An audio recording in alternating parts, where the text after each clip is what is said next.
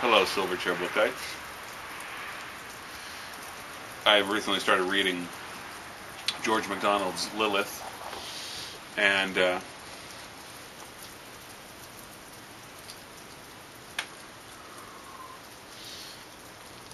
besides a couple of his kid stories, I haven't read a lot of George MacDonald. I've read parts of The Gifts of the Child of Christ, and I have not read Fantasts, or Fantastes, which is the piece that C.S. Lewis mentions in Surprised by Joy. So I think is most famous now. But I have begun Lilith, and I'm enjoying it deeply.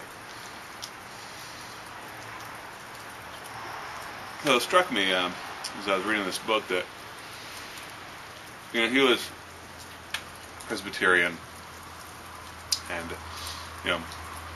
Church of Scotland, 19th century,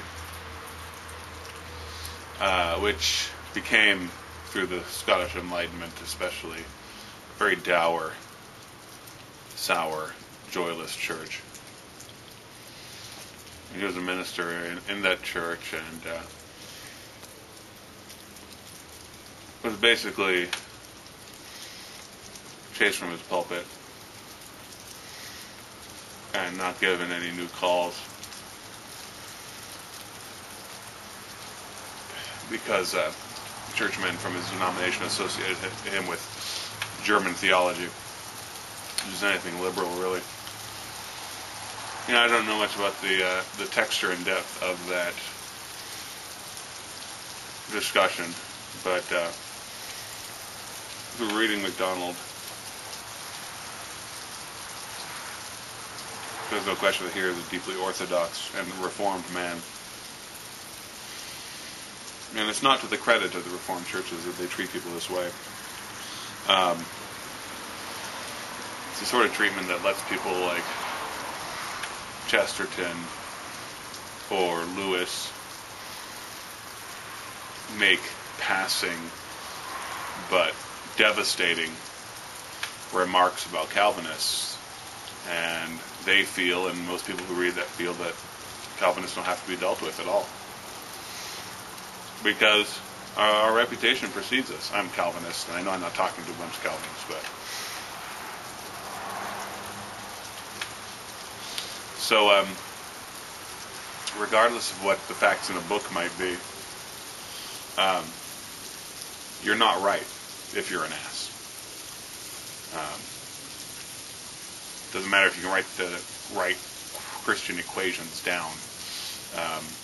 If you're an ass, you don't have any Christian credibility. And that's been a struggle for the Reformed churches over the past couple of centuries. Anyway,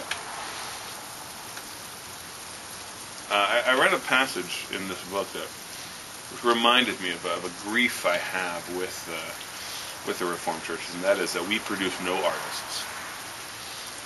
And there's no way to, we can't make that some sort of cultural coincidence. That there's no question that our theology informs what we do. And our churches produce accountants and businessmen and many godly men. But there's a problem if we don't produce artists. Now that's changing. I guess I'm a part of that change.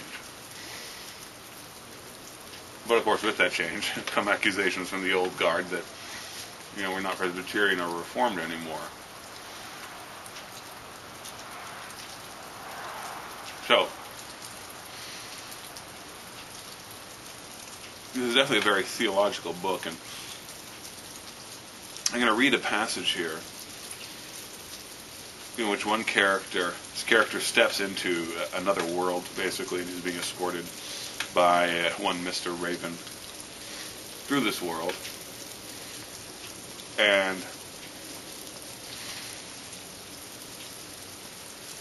these few paragraphs, a very short section here, is a fantastic summation of the doctrines of predestination and free will and how they interact. You couldn't write anything better. And it would take an artist to be able to put it this way.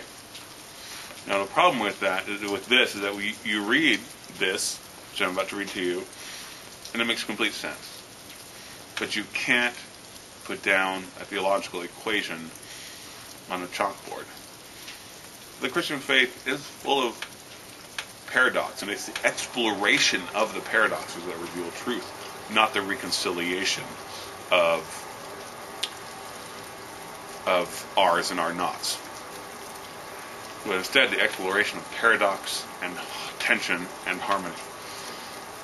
Let me read you the passage. I looked behind me and gave a cry of dismay. I had but that moment declared I would not leave the house, and already I was a stranger in a strange land. He's been whisked to this other world. He's stepped into it. What right have you to treat me so, Mr. Raven? I said with deep offense. Am I or am I not a free agent? A man is as free as he chooses to make himself. Never an atom freer, answered the Raven.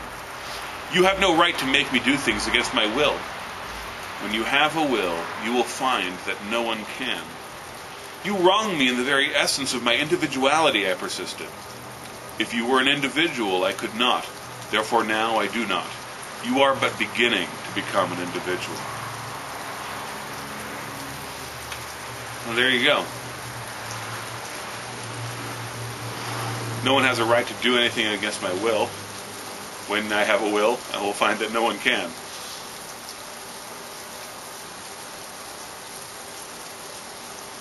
What a great summation of an argument from nature, you know?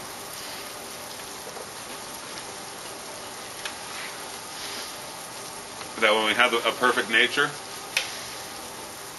our will is God's will. When we have the nature of Adam, our desire is to do as Adam. The nature of Christ gives us the desire to do as Christ. And when that is perfected, there will be no other way. We are but becoming individuals. And that is a historic and great approach to free will and predestination. Does it answer all the questions? Absolutely not. Would most Calvinists have been able to do something like that? Absolutely not. They cannot make themselves understood. They cannot interact on the ground with the problems on the ground, with the enemies and the allies on the ground.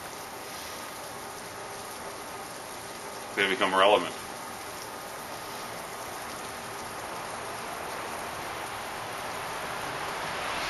Anyway, that's a bit of a higher horse that I wanted to get on. I really just wanted to read a very little section from Lilith and tell you this is a fantastic, amazing book.